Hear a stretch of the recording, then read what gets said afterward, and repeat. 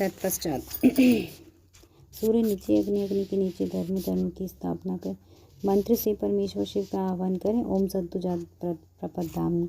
ओम वामदेवाय नमः मंत्र से आसन पर विराजमान करें। फिर ओम तत्पुरुषाय विद्महे इत्यादि रुद्र गायत्री द्वारा इष्टदेव को सानिध्य प्राप्त करके उन्हें ओम अघोरेभ्यस्त अघोरी मंत्र से निरुद्ध करें। तत्पश्चात ओम ईशान सर्वविद्यानाम इत्यादि मंत्र से आराध्य देव का पूजन करें। पाद और आचमने अर्पित करके अर्घ्य दें। तत्पश्चात गंध, आचन और चंदन मिश्रित जल से विधि पूर्वक रुद्रदेव को स्नान कराएं। फिर पंचगव्य निर्माण की विधि से पांचों द्रव्यों को एक पात्र में लेकर प्रणव से ही विमंत्रित करके उस मिश्रित गव्य पदार्थों द्वारा भगवान को स्नान कराएं। तत्पश्चात पृथक पृथक दूध, दही, मधु, गन्ने के रस तथा घी से नहलाकर समस्त अभिष्टों के दाता और हितकारी पूजनीय महादेव जी का प्रणव के उच्चारण पूर्वक पवित्र द्रव्य द्वारा अभिषेक करें। साधक श्वेत वस्त्र से उस जल को यथोचित रीति से छान ले और पवित्र जल पात्रों में मंत्रोच्चारण पूर्वक जल डालें। जल धारा तब तक बंद न करें जब तक इष्ट देव को चंदन न चढ़ाएं। तब सुंदर अक्षतों द्वारा प्रसन्नता पूर्वक शंकर जी की पूजा करें। उसके ऊपर कुश, अपामार्ग, कपूर, चमेली, चंपा, गुलाब, श्वेत कनेर, बेला, कमल, उत्पल आदि भांति भांति के अपूर्व पुष्पों चंदन से उनकी पूजा करें। परमेश्वर शिव के ऊपर जल की धारा गिरती रहे, इसकी भी व्यवस्था करें। जल से भरे भांति भांति के पात्रों द्वारा महेश्वर को स्नान कराएं।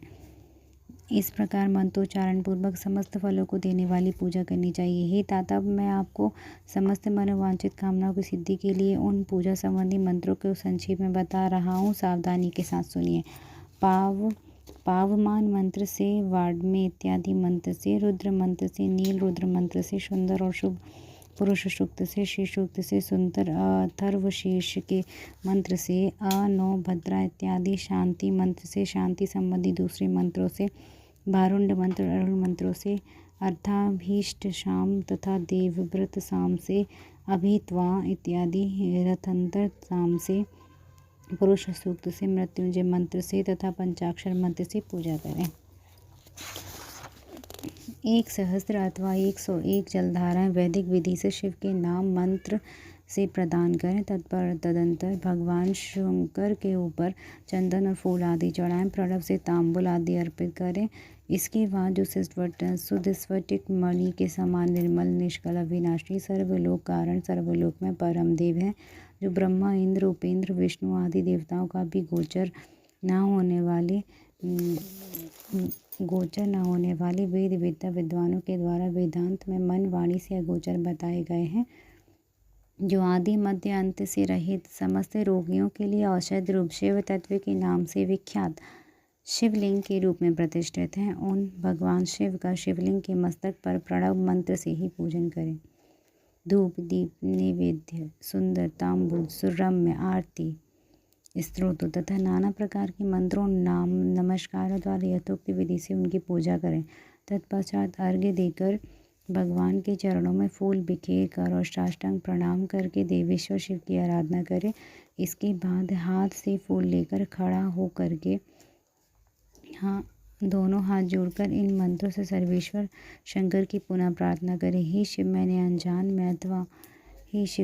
अनजान में अथवा जानबूझकर जो भी पूजा आदि जब सत्कर्म किए हो, वो आपकी कृपा से सफल हो। इस प्रकार पढ़कर भगवान शिव इस प्रकार पर अज्ञानादत्ति वा ज्ञाना जप पूजादिकं मया कृतं तदस्तु सफलं कृपया तो शंकर हस्ते गृहीत्वा पुष्पाणि कृतांजलि।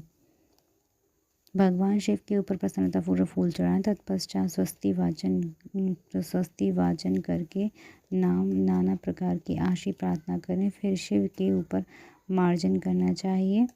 इसके बाद नमस्कार करके अपराध के लिए क्षमा प्रार्थना करते हुए पुनरागमन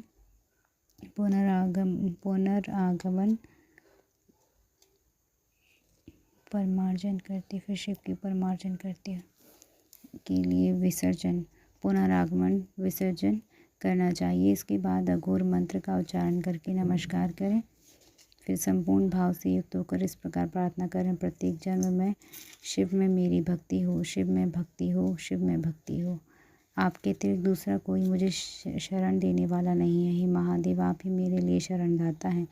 इस प्रकार प्रार्थना करके पराभक्ति के द्वारा संपूर्ण सिद्धियों के दाता देवेश्वर शिव का पूजन करें।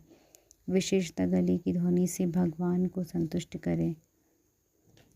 तत्पश्चात परिवारजनों के साथ नमस्कार करके अनुपम प्रसन्नता प्राप्त करके समस्त लौकिक कार्य सुखपूर्वक करता रहे। जो इस प्रकार शिव भक्ति पारायणों का प्रतिदिन पूजन करता है उसे अवश्य पग पग पर सब प्रकार की सिद्धि प्राप्त होती है। जो वह उत्तम वक्ता होता है और उसे मनोवांछित फल की निश्चय प्राप्ति होती है।